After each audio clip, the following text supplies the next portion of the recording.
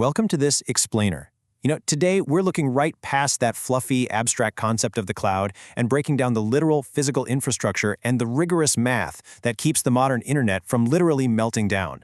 Because every single time you stream a movie, train an AI model, or heck, just send an email, immense amounts of physical heat are generated. And our goal today? Figuring out exactly how that heat is managed. To really grasp the scale of the challenge we're facing, we've got to start right here. A staggering 40% of all data center energy is consumed entirely by cooling systems. Just let that sink in for a second. Nearly half of the massive electricity bills for these gigantic facilities, they aren't going toward processing your data at all. They're going straight to fans, chillers, and pumps just to keep the machines from overheating. And that massive energy tax brings us to a global average PUE of 1.58. Now, PUE stands for Power Usage Effectiveness. It's a vital metric that compares total facility power against the actual computing power being used. We're going to unpack the math behind this in just a few minutes, but for now, just keep in mind that 1.58 is the global benchmark the entire industry is desperately trying to lower. Because all of this complex infrastructure, all of this energy, exists primarily to combat one very specific number, 45 degrees Celsius. According to ASHRAE A2 environmental standards, 45 degrees is the absolute maximum safe inlet temperature for most servers. If you go even a single degree above that, those incredibly expensive processors will start throttling their performance just to survive. Or worse, they'll suffer catastrophic physical damage. Definitely not what you want. So how do we actually prevent that? Here's our agenda. 1. The math of microchip heat. 2. Containment and airflow basics. 3. Measuring efficiency with PUE. 4. Scaling up from air to immersion. And 5. The geography of cooling. All of our insights today are derived directly from this fantastic CSC 407 Green Computing Lecture dashboard. It perfectly maps out the thermodynamics of modern IT, giving us a really beautiful, structured look at exactly how electrical energy becomes heat and exactly why we have to get rid of it. Section 1. The math of microchip heat. Our journey starts at the absolute smallest scale, the microchip itself, where every single joule of electrical energy inevitably becomes heat. Okay, let's dive into the equation that governs pretty much everything about processor heat. Dynamic CPU power equals capacitance, which is the chip's ability to store an electrical charge, times voltage squared times frequency. But look really closely at that voltage variable, right there. It's squared. This means dynamic power scales quadratically with voltage, not linearly. So if you reduce your voltage by just 10%, taking it down to 0.9, you square that 0.9 and get 0.81. That means a mere 10% drop in voltage actually saves you around 19% of your power. It's a huge deal. This quadratic curve is the foundational math behind why modern chips are constantly trying to undervolt themselves. Now, notice the balance scale illustrated here.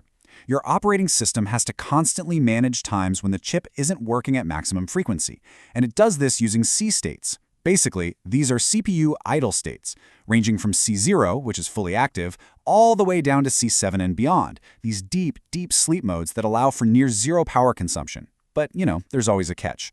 Your OS plays this incredibly complex mathematical balancing act. Plunging the chip into a deep, power-saving sleep absolutely saves energy, but it drastically increases wake latency, meaning the time it takes for the processor to wake back up and respond instantly to a new task.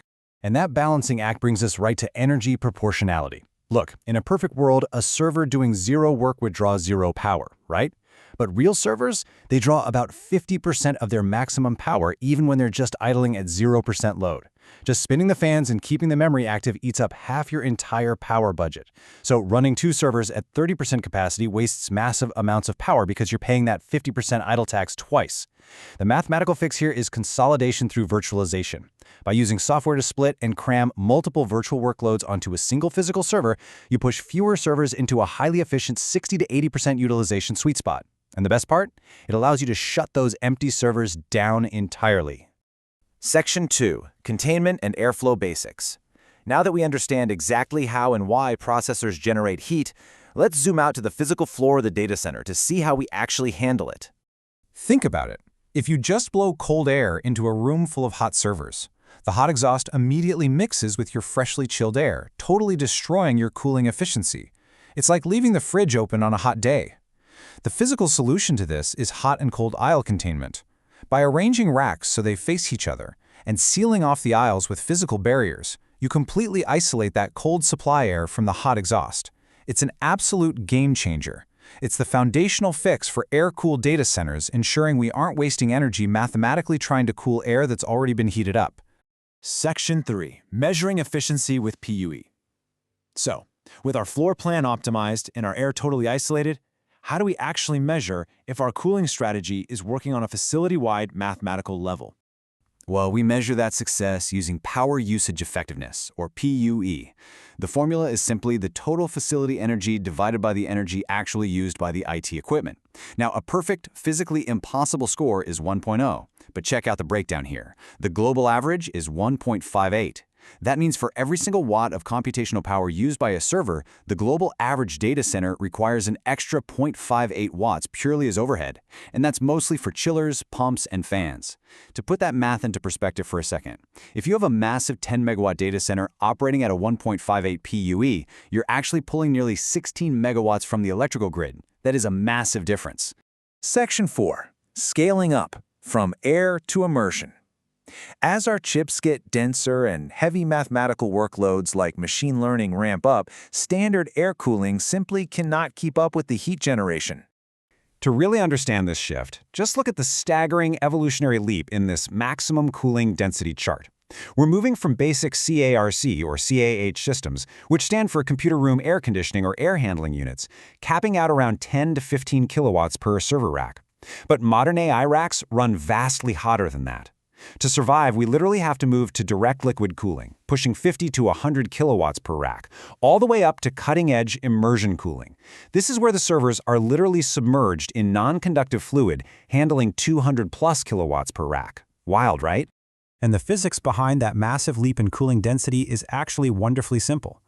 Water and specialized cooling liquids have a heat capacity roughly 1,000 times better than air. They can absorb and carry away 1,000 times more thermal energy per unit of volume. That simple mathematical fact makes liquid cooling an absolute necessity for modern high-density server racks. At this scale, air simply cannot carry the heat away fast enough anymore. Now, before we go submerging absolutely everything in liquid, there is an alternative approach for the broader facility, and it's called free cooling. This is a highly efficient technique where nature basically does the heavy lifting. If you build your data center in a cold climate or near a cold ocean, you can use naturally cool ambient air or local water sources to chill your facility. This entirely bypasses those power-hungry mechanical refrigeration units, and doing that can drop your PUE incredibly close to that perfect 1.0. Section 5. The geography of cooling. But relying on nature brings us to our final zoom out, the macro-level reality of global geography. Because, you can't just build all your data centers in the Arctic. You actually need them near your users to reduce data latency. And we see a real-world stress test to these limits in locations like Bangladesh. Designing a data center there means battling a naturally hot, highly humid environment. And that humidity makes it mathematically and physically difficult to use external air for free cooling. Compounding this thermodynamic nightmare is an unreliable electrical grid. Think about it. If the grid power drops, your mechanical chillers drop. And inside a dense data center, temperatures will spike to that critical 45 degrees Celsius limit in a matter of seconds. Which leaves us with this fascinating final thought. We spend all our time obsessing over the mathematical capabilities of processors, over voltage squares and frequency limits. But as server density scales up, our digital future might actually be constrained entirely by the thermodynamic and geographic realities of the physical world. Will the next generation of cloud computing be limited not by silicon, but by the weather and grid reliability of the host country? It's a huge question to consider as our data demands just keep heating up. Thank you so much for joining me on this explainer, and I hope it gives you a whole new perspective the next time you connect to the cloud.